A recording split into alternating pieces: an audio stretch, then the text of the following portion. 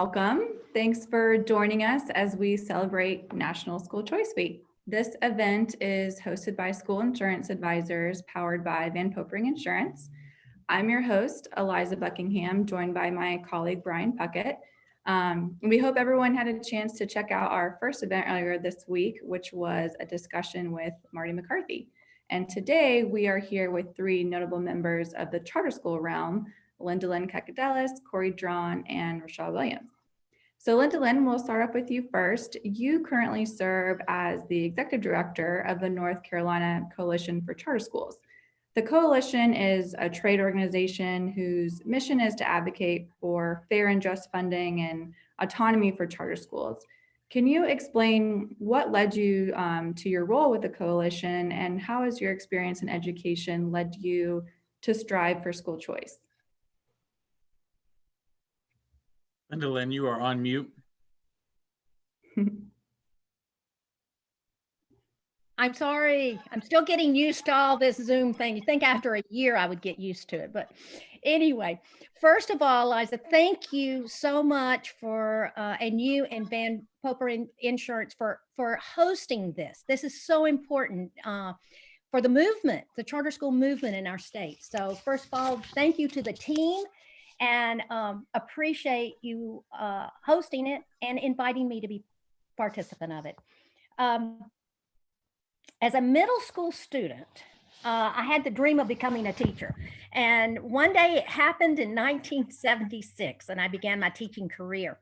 As a teacher and then a parent of school-age children, education policy became extremely important to me. I was seeing how it affected the day-to-day classroom.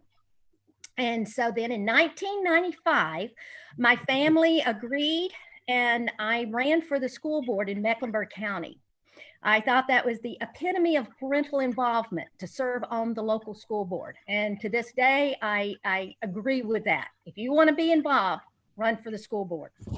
I served 2 terms, and that is where it became very clear to me that one education provider could not meet the needs of a diverse student population. And I also witnessed firsthand how teachers, school administrators, students, and their families often became victims of over-regulatory mandates. And they didn't allow for common sense flexibility in many cases. I witnessed over our 25-year period of time now, I've witnessed gradual regulatory creep on the education world or arena that we see in our country. While on the Charlotte-Mecklenburg board, and like I said, I served 2 terms to 2001. I also had the unique opportunity to serve on the founding board of Queens Grant Charter School, which is there in Mecklenburg County, and also was the executive director of Children's Scholarship Fund. That time, that was before Opportunity Scholarships, and that was I administered $3 million to lower income families to let those families pick whatever school was best suited for their child's needs. And you know, while there, I never got a phone call from somebody or a parent that said, my child is doing so well, they're reading so good, I love my school, can I please have money to go someplace else? It just, never happened. So I just witnessed firsthand, working with over 400 families, the importance of finding an education provider that best meets the needs of children. And then at that time too, because I was serving on the Mecklenburg board, I was stressing education excellence in every educational option. In 2017, I was appointed by Speaker Moore to the North Carolina Charter School Advisory Board because I saw that as the option of providing quality choices for families. And then I served there until 2020. And then at that time I resigned to become the executive director of the coalition, the North Carolina Coalition. The coalition is a C6, which means we can spend every dime of our money on advocacy work to prevent this regulatory creep that I saw not only in the Charlotte-Mecklenburg board, but I've seen as serving on the Charter School Advisory Board that happens to charter schools. So we have two focuses. Number one, fair funding. Number two, to stop the regulatory creep. And so that is my passion. I'm basically a mom and a school teacher that knows the extreme importance of getting a quality education that meets the needs of their child. So therefore, I have my school choice scarf on today and been wearing it all week in support of school choice. I love it. Absolutely love it. And thank you so much for joining us today. We're certainly lucky to have you with us. Cory, moving on to you. You currently serve as the CEO at Charter Success Partners, and you're focused on delivering more value to your clients through innovative, efficient, and accurate systems that allow charter school leaders to focus on the main thing, which is instructional leadership and curriculum. And CSP has assisted in the successful opening of 8 North Carolina charter schools and counting. Can you explain what led you to your current position with CSP and how your prior experience and education has led you to advocate for school choice? Thanks, Eliza. And again, I echo Lindalyn's comments of appreciation for you guys putting this on and bringing attention to the school choice week. So I started my career as well as a teacher in traditional public schools. I taught business and marketing courses at a high school and really loved the autonomy and control that I had in my own classroom. But I've always wanted to have a bigger impact. And so as I started to look for ways to do that, got involved in the founding of Voyager Academy in Durham, North Carolina. And through that experience, really I learned everything that I know today about charter schools. So I did everything, as you guys know, working in charters. You know, if a projector needed to be hung, if furniture needed to be moved, bills needed to be paid, whatever it was, you know, I kind of was the go-to for all back office and figuring everything out as we started Voyager Academy.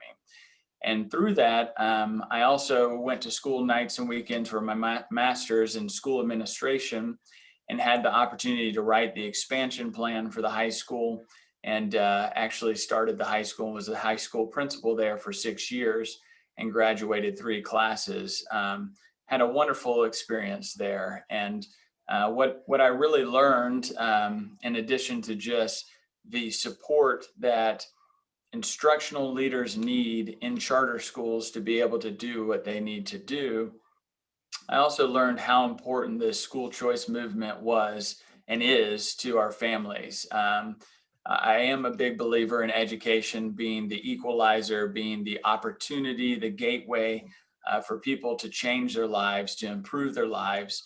And so I really believe that charters are one of the best methods for allowing people to make that change in their lives, because they're dynamic. When I was in the school, if we saw a method that was working, we did it. We didn't have to go through all of these regulations and things that we talk about that other schools are constrained by. If a program was working and changing students' lives, then we were able to evaluate that and put that in place and make our own decisions for our community.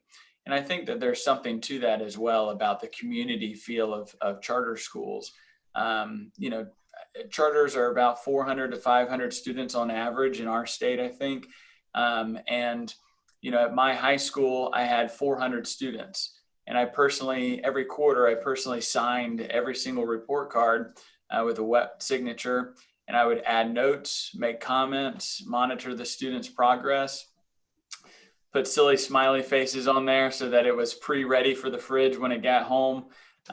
You know, things like that, because I knew that they were choosing to be there. You know, when parents choose charter schools, they're making a choice, they're voting with their feet, and they're coming to your school because they want something better for their families. And I've sat personally in those meetings, you know, where tears are shed, where dreams are shared, where families really talk about what it is that they want and how important it is. And that's real, you know, and that's real to every one of our customers. And so that's why I think school choice is so important, because we can be that dynamic option to allow people to vote with their feet and choose the best possible options for their kids.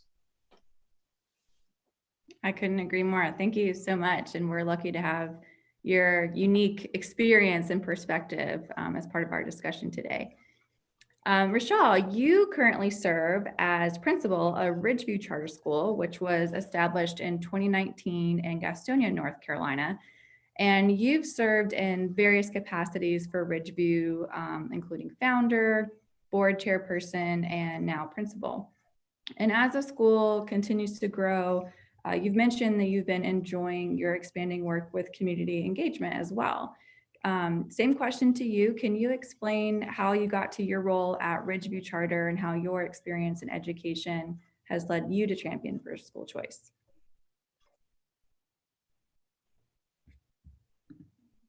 Oh, I think you're on mute as well, sorry. Okay, again. Perfect. Well, I am a person who came into education, as some people may call it, through the back door. I did not go to school to be a teacher or an administrator. I actually attended college in pre-med. And through the course of chemistry, not being my friend, I selected other degrees to graduate in. And when I was working on my master's degree, the whole fight for school vouchers was very strong in Michigan, and that is where I'm from. And during that particular time, we spoke a lot about school choice and the rights of families to decide if they want their child to remain in a failing school.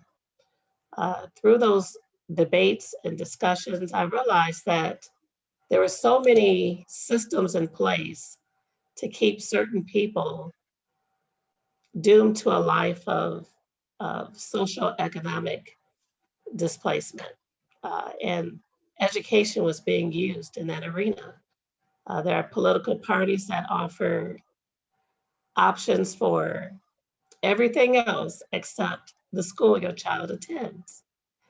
And that fueled my fire, because as a child, I had an opportunity to attend what would be a charter school today that was primarily there for those students who are highly motivated, quote unquote.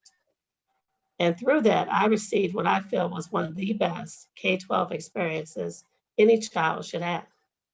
And I wanted every other child to have that same experience.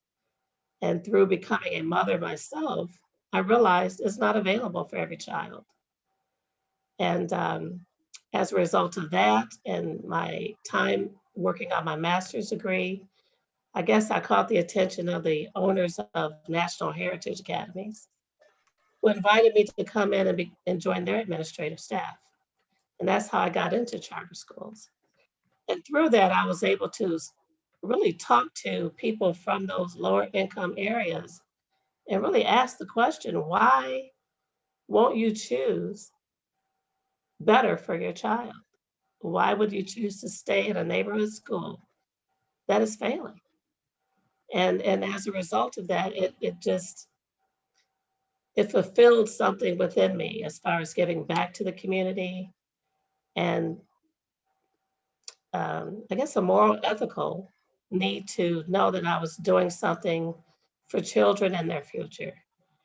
And as we moved down to North Carolina, we moved here during a time where there was a cap on charter schools. I had the pleasure of working in Michigan running schools and Indiana. And I came here hoping to do the same, but instead I did other things to help other people with their charter schools. And as soon as the opening or the cap was lifted, I decided with my husband that we would start our own. And it's been a tough battle. This is a tough state to get a school opened. But I am very happy with the location in Gastonia. When we did the background work on that area, I saw where there were so many people who have that are not focused on higher education. They're not focused on literacy in that area. And when I speak to parents who can't fill out an application for their child because they cannot read, it continues to fuel my love for what I do. And that is why we're here. Absolutely. And Reshall, thank you so much for that. And all three of you bring such a different perspective and the fire that fuels why you do what you do. And, Reshall, with you being a principal, Lindalyn with your involvement in the coalition, and Cory with you helping to make sure charters can focus on what they do best, and that's teaching our kids and offering that different model of education. So like we said earlier, my name's Brian Puckett, part of the School Insurance Advisors team. I'm going to be asking the set of questions that we will ask each three of our panelists. Each one will be asked a separate question. Once we're done with the questioning, the panelists may offer their responses and when we're finished with the question. So we'll start off with Lindalyn with the first question. Lindalyn, charter schools are known to show a higher academic performance than their public school counterparts.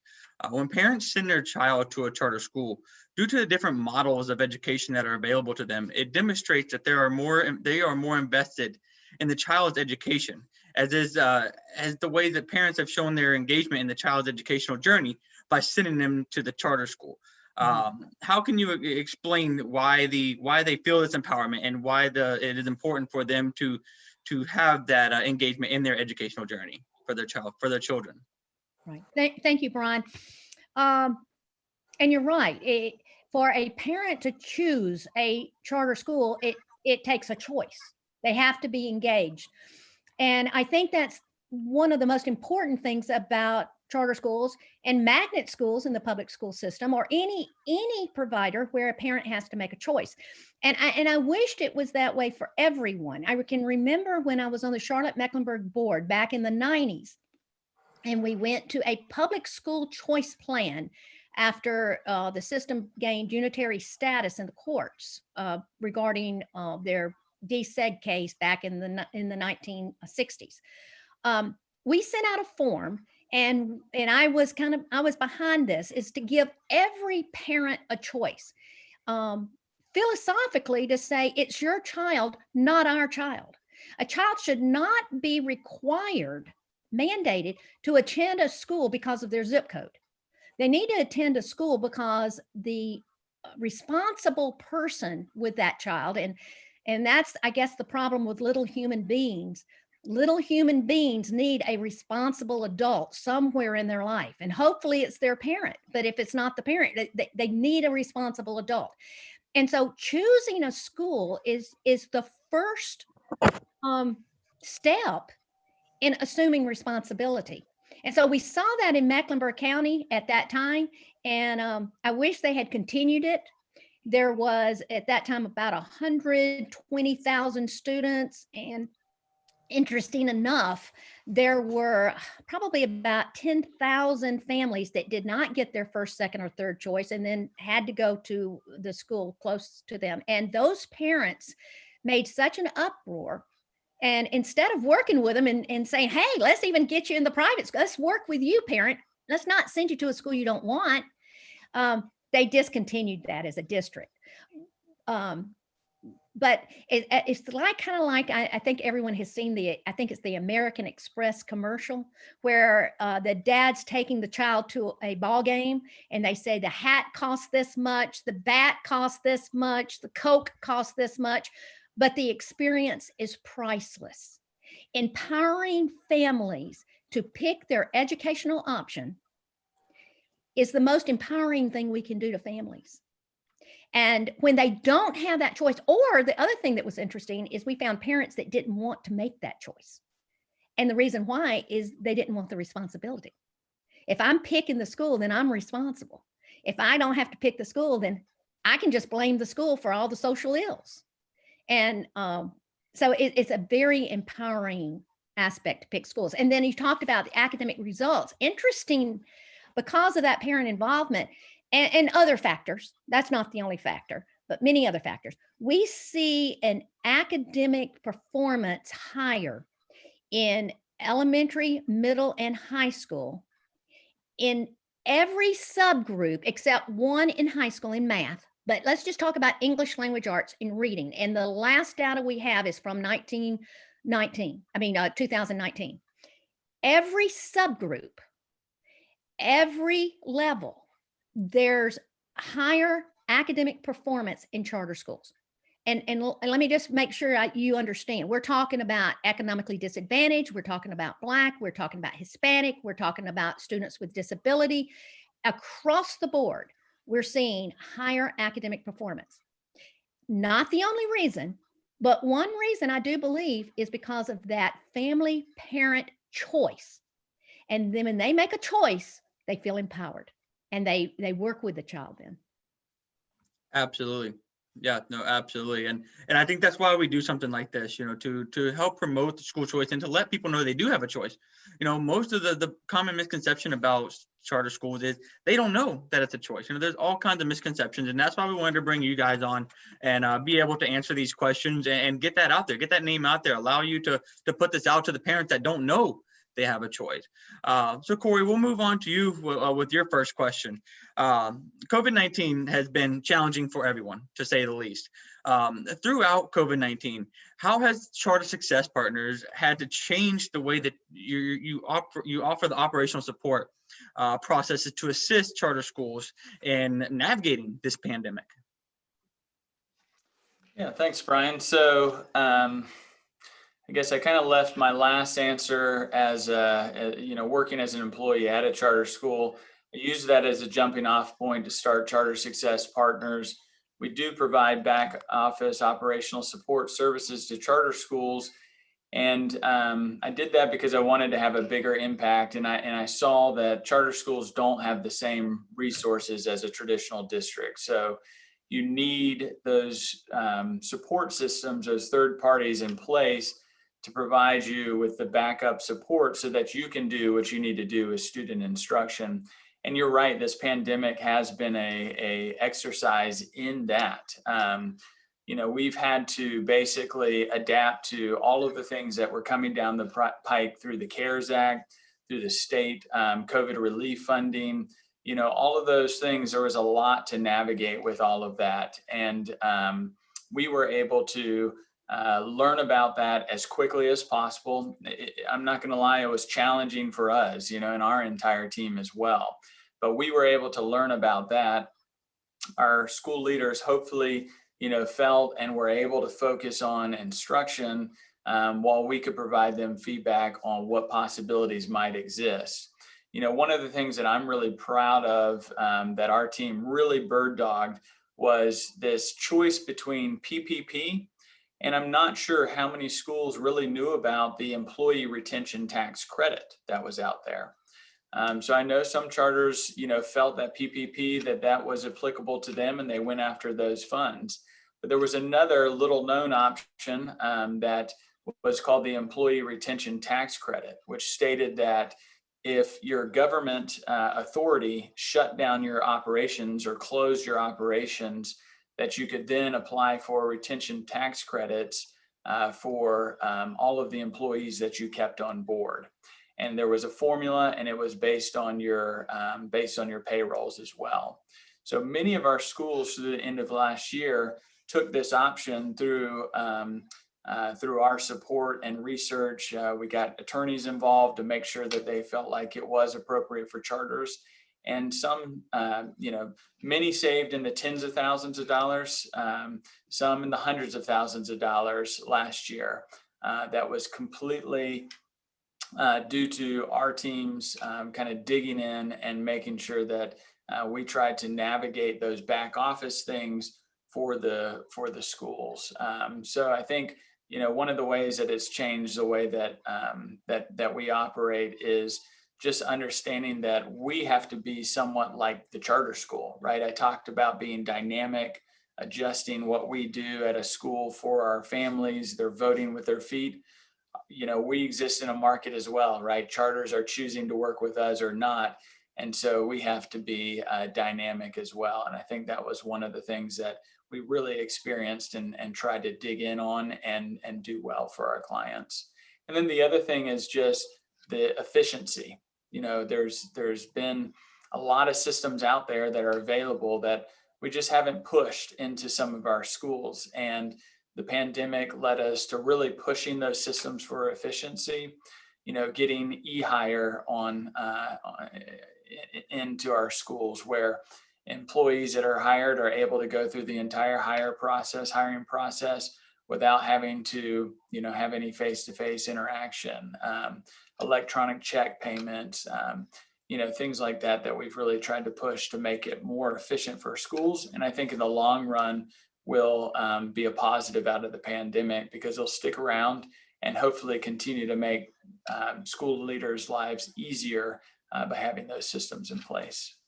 Absolutely. Thank you for that answer, Cory. And one of the things we need to understand here is, we are advocating for school choice on a parent level and on a student level, but we also got to understand that charter schools actually have a choice too with who they work with. It's not just working with that county or with that, that superintendent that's going to have a lot of different schools they're working with. It's the ability to work with companies like yourself and the coalition and the association, that are going to help you navigate these tough times, and you're not out here alone.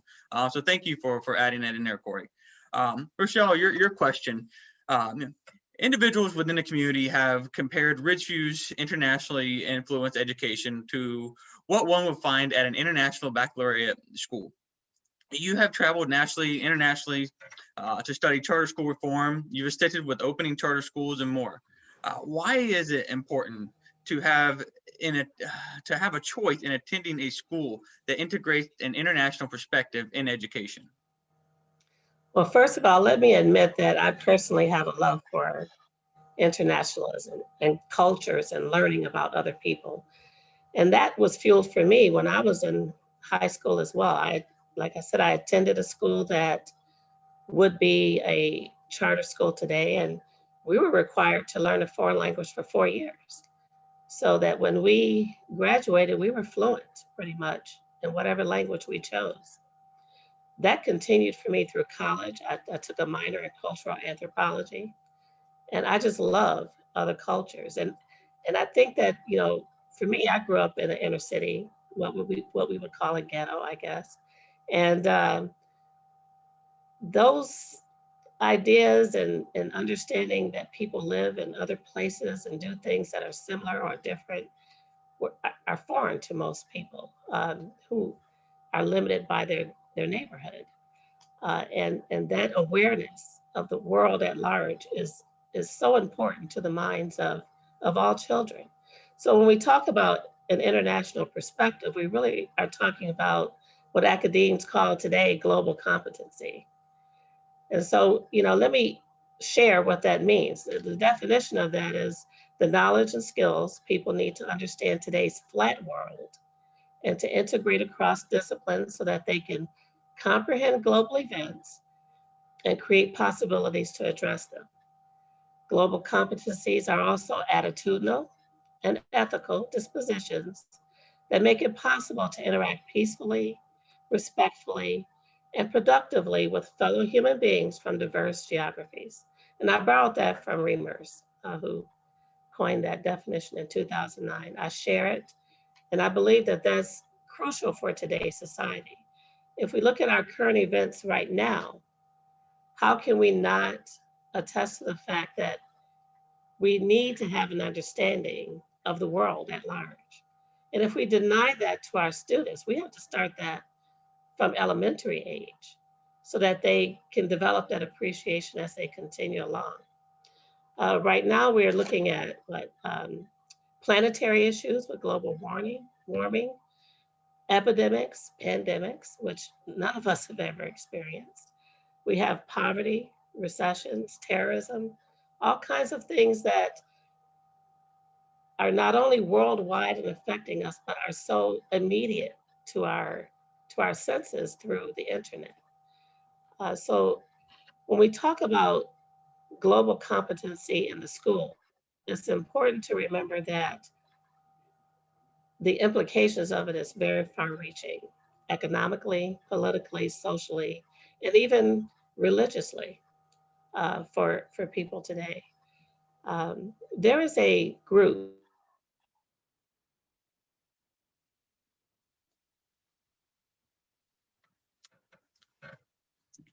give her a second, see if it'll reconnect. And they've conducted a lot of research, and they have come to the conclusion that global competency is one of the 6 core skills that all students need to acquire.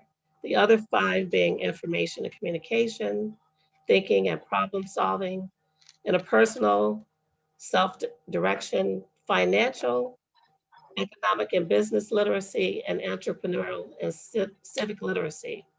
So when we talk about the 6 core areas for education, global competency makes the top 6. So the real question is, why are most schools not including global competency in their everyday rigor? And the focus of that, we have to look at what are the obstacles preventing it from happening. There's a lack of resources. Most schools are going to divert their resources towards, language arts and math. Those have been the 2 areas of focus for the longest. And so with that comfort of focusing in those 2 areas, we tend not to understand the need to include things like global competency as students learn those areas. It is important that school leaders adopt a framework where global competency becomes part of the curriculum framework, and teachers are taught to infuse that in their daily instruction. So I just, have a hard time understanding how we can separate those 2 things when we talk about preparing our students for the world in the future and leaving out the global competency that's required to be successful. Yeah, no, absolutely. And, Reshall, Tom and I sat with you, seems like 4 or 5 years ago when you just started this journey. And it's been great to see you turn this thing into an actual charter school. And the ideas that you had, that's the piece of charter schools that I think people need to understand is, yes, there's a workings that they have to follow given by the state. But you, as the founder and as the principal, get to instill your own ideas and your own educational thoughts into how you run this school. And so I think that was a good response to the answer. And, also part of this, being able to do this stuff and bring awareness to these things is connecting people together, like yourself with Lindalyn or Cory or whomever, to make these things happen, to make sure that charter schools are all working together and that we're all helping to give a great education to the kids that need it. Back in 2007, I had an opportunity to travel to England. I was actually the guest of Sir Dexter Hunt. He was the Knight of Education at the time, and study school reform. And in my studies over there, I realized we are probably the only country that does not require our students to graduate with a second language. Students in England, they know English, they study Spanish and French. So they typically graduate with 3 languages under their belt. If you go to Africa, Europe, India, South America, all of those students who attend school are required to learn English. And that is why they're able to come to our country and really do very well for themselves, because they're fluent in at least 2 different languages. Absolutely. We're providing a disservice to our students to limit them so much with very focused skills. We really drill in the standards, but we have to go beyond the standards and include other things that are going to make them leaders and successful in whatever career choice they have. We cannot limit people to their city or their state or even our country. Most employers have international connections. They are servicing international clients, and they're looking for people who can fit those roles. If you walk into McDonald's right now, the person who's managing is the person who speaks at least 2 languages. Yeah. You know, That's a very good point. And, you bring a very different perspective, and, bringing that up, I think is going to help other schools to understand this and to flock to you for ways that they can better themselves in their own schools. And that's, that's our desire, is to allow you to work with other schools and keep promoting those ideas and everybody working together. So Reshall, thank you so much for answering that question. So Lindalyn, we'll go on to question number 2. One of the common misconceptions about charter schools is that they take away funding from the public schools. Why is this not true? Well, because the the money is available for children to go to school. We don't want to fund systems. We want to fund children. And you're right in the fact that there's just many misconceptions. And even to go back to your statement, Brian, on empowering the parents. And so many parents have no idea. I'm just going to give you one example and a legislative issue that we're working on. It came to my attention a few years back working with NC Pre-K that if all of that whole initiative is under the DHHS. It's not under the Department of Public Instruction. It's under a whole nother agency. And so looking at that, the legislature provides seats for NC Pre-K. However, in many counties across the state, your local district school system handles that and they control that. And so people have complained about, oh, we don't have enough economically disadvantaged students, and that's another myth. We can talk about that. But when I started researching in Brunswick County, I found out that no one in authority ever told our NC Pre-K parents when they finished the 4-year program that they had choices. And this is very true in Mecklenburg County. Your Charlotte-Mecklenburg school systems, they're the ones that get most of the seats, the majority of the seats for NC Pre-K. And they automatically just take these lower income families and sign up to their schools and never tell them that they have an option, not only for charter schools, but for opportunity scholarships in our state. So the association coalition, we're working together to get legislation passed. We almost did it last session and it got vetoed. But anyway, we're going to make sure that the NC Pre-K program has to put on their website and inform parents of their choices. So talking about myths, and let me just share real quick by video here. There is a great book.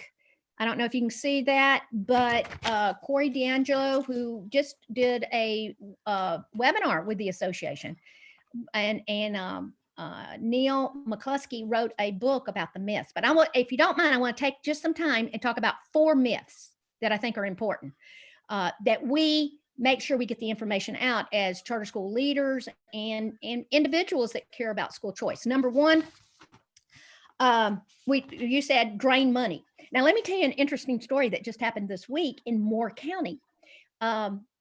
I had an impact in getting the local school board members elected here in Moore County. I live in Pinehurst, and the candidates that I supported and told everybody I supported won.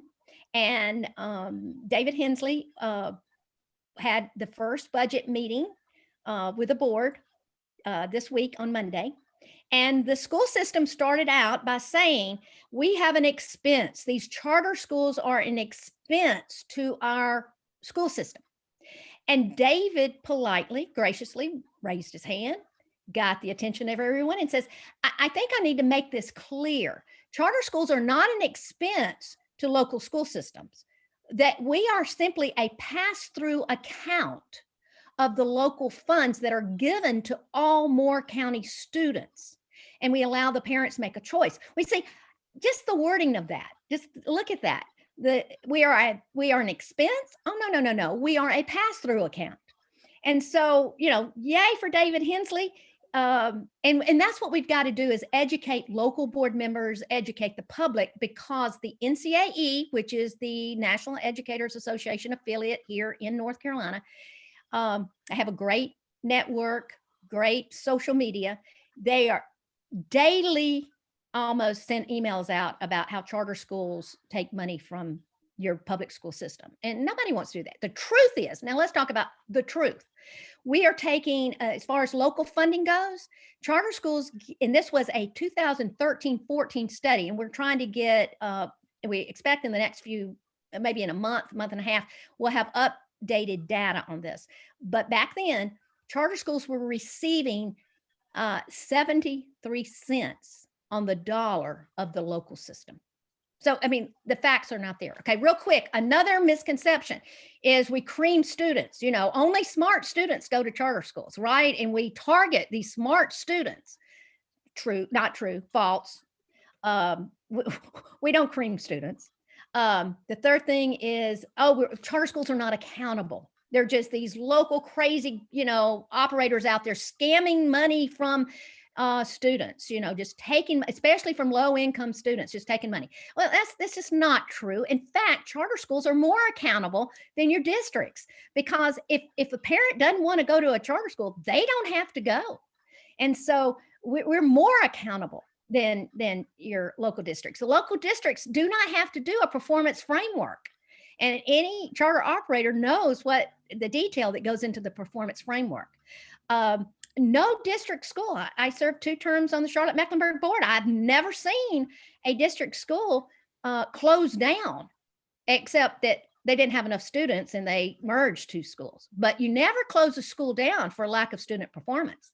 Well, serving on the Charter School Advisory Board, I worked with 10 other people, and we closed schools down that couldn't perform. And so those are all myths. The other one I want to hit, and that's resegregation.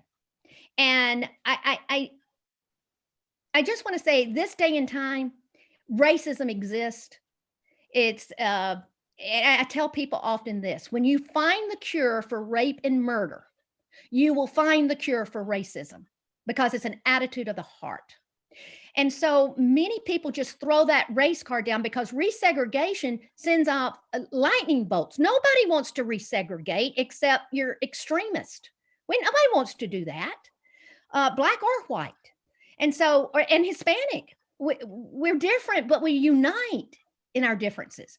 And I have a great editorial that was written by Dr. Joanne Woodard at Sally B. Howard. When this issue came up a couple of years back, I'll send it to anybody. In fact, I will try to post it on our chat box. But this is what she said, and I think we need to get it all over the state. She said, segregation is when someone blocks a door, not when you like the open doors that are freely chosen. And I see Rhonda's on the meeting here with us today. Rhonda's the executive director of the association. The association is a C3. We're different, the Coalition Association, but we work together on a united front, especially in the General Assembly. And we really need to work at a statewide strategic marketing PR plan. And we're looking at that, doing it strategically, to be on the offense and not always on the defense. And it's up to us to get our story out. And that's just something we've got to work at. And Rhonda's doing a great job of it. We're working together to get that message out and to stop the myths. Yeah. I mean, you got to pay for charter schools. There's tuition. No, there's not. I told somebody yesterday that came up to me. Yeah. Anyway, thank you very much, though. Absolutely. And you have such a history with all this stuff, and you have such a passion and such a fire for this stuff. And I really encourage anybody that's been watching this or that does watch it to reach out to you and talk about these things, because I mean, I've been able to call you on a one-off basis, and you've been able to give me all of the rundown, you know, and just take that time to really educate me about how these things work. And also thank you for pointing out Rhonda Dillingham. You know, she's going to be our guest in the near future. And we really appreciate that you guys work together so hard for us for the charter schools in the area. You know, Cory, we'll go to question number 2 for you. How has the evolution of charter success partners tied in with the increasing popularity of school choice over the past few years?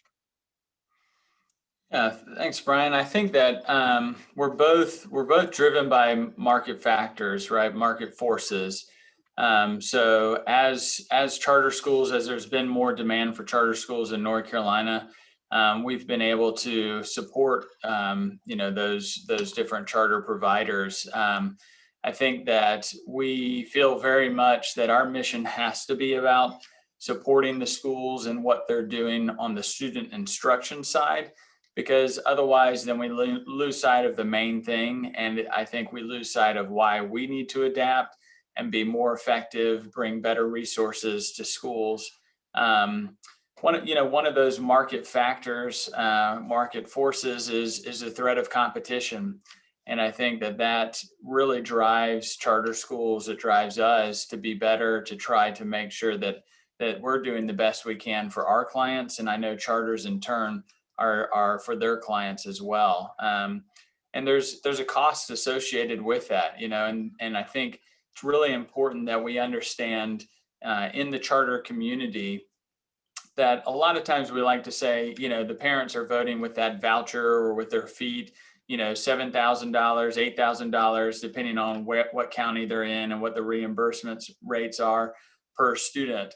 But it's important to put ourselves in the shoes of the parents and remember that the true cost to the parent is about their child's life and opportunities and what they have. It's not, the parent's not looking at it, from that perspective of what the dollar amount that's being contributed for their student is.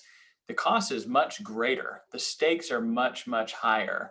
And so I think when we understand that, and the fact that, from a parent's perspective, the cost is immeasurable, for a successful placement and experience for their student. I think that's a really important part of, why school choice is growing in popularity, why we're able to support schools and grow ourselves, is because, it's not just about that dollar amount. We're all dealing with something much, much greater than that here. And that is the lives of our future fellow citizens, of our own children, the future of our country. So. Yeah, absolutely. And the thing about Charter Success Partners is it's great that you guys understand that it's not a cookie cutter approach. It's something you got to sit down with each charter school and understand, like with Reshall, what her visions are and how you can best help her. And you guys have done such a phenomenal job at that from the schools that we've talked to you about and we've helped you on. So Cory, we thank you for Charter Success and what you guys are doing for charter schools in North Carolina. Thank you. Yeah, Reshall, the last question to you. You have the unique perspective to offer, serving as a principal and understanding that, the state board puts a great emphasis on serving economically disadvantaged students. So here it is. How can school choice benefit students, particularly those who are economically disadvantaged? Well, it goes back to what I see as a strong rooted belief in many of those communities that that there is no choice, that they have to go to the school in their area. And then you add that with the myths that Lindalyn spoke to so well. They are strongly rooted in many communities that there is a fee associated with attending charter schools. My experience has been that the myth has been that we are servicing EC students, not the Crean, and that some of them believe that there's church affiliations to some degree. But the most pervasive myths I've had to combat is the fee and the fact that we service all students. And when I work with the students in Gastonia, and they are now walking around speaking Japanese and greeting people in Japanese, introducing themselves in Japanese, and learning more about another culture besides their own. They're even learning how to write in Japanese, which I can't understand at all. But it builds a self-confidence. It builds a level of I can do it within a child who may not get that at home. So school becomes that not only that safe haven, it becomes that place of possibilities where people genuinely believe in what they can do. And being a charter school and a charter school leader allows me to get to know my students, as Cory spoke of. You know, it's not unusual for them to see their principal in their classroom. It's not unusual for them to get praise from their principal and any other adult in that building, because we are a community. And that is the feeling you get in most charter schools. It's not a cookie cutter assembly line type of process. This is a community that is working together to make something happen for people. And for people who are underserved, that is atypical. They are not the people who typically get this type of service. So for a parent to walk away and feel like my child is going to do better, that's a source of pride to know that they've given them that. And they trust us to do it. So we have to do our part as well. Building that relationship between student, parent, and the school is crucial. Creating that community that fosters not only safety, but high expectations is also crucial. But in the end, we walk away with people who are thinkers, who know that they have choices, and who can conquer the world. And that's why it's important to these communities, because it's not often a message that they receive. Yeah, no, absolutely. And, we thank you for that perspective. And I know that being on a board myself and going through the new charter development, serving and letting the economically disadvantaged families that may not be able to have access to the Facebook, to whatever the social media may be, to the way that they can get the word out, it's trying to go into those neighborhoods and teach these folks that, hey, we are a choice for you. We want what's best for your children. And it's very important. And I do applaud this CSAB, the State Board of Education for putting an emphasis on that, because it does need to happen. And, before we end today, thank you, all three of you, for your wonderful perspective we could sit here all day and go through all these questions. And so I thank you for keeping us, under an hour. We really encourage all the folks to come to you if they have any questions. We want to thank you again. But before we sign off, do you want to add anything that hasn't been added about school choice that we haven't talked about thus far? It sounds like we've got Lindalyn, do you want to say something? Well, I just want to say you're exactly right. We could talk all day, but the State Board of Education's meeting and we got to go listen to what they're saying. Anyway, again, thank you for doing it. I just think it's imperative, as was said today by the charter operator, Reshall. We just appreciate you so much. Yeah. We have to keep the message in front. We have to tell our own stories. We must not back down. The cost is too great. We do not need the gap to continue. And we've got to inform and educate people. And I hate to be so drastic about this, but if we want America to continue, if we want a democracy, a republic to continue, it cannot continue with an uneducated populace. And our founders said that very clearly. So it's up to us, folks. We have a big mission. Thank you. I'd like to add that thank you again, Brian and Tom, for doing this. I hope that from this, we will start a road towards charter schools really working together.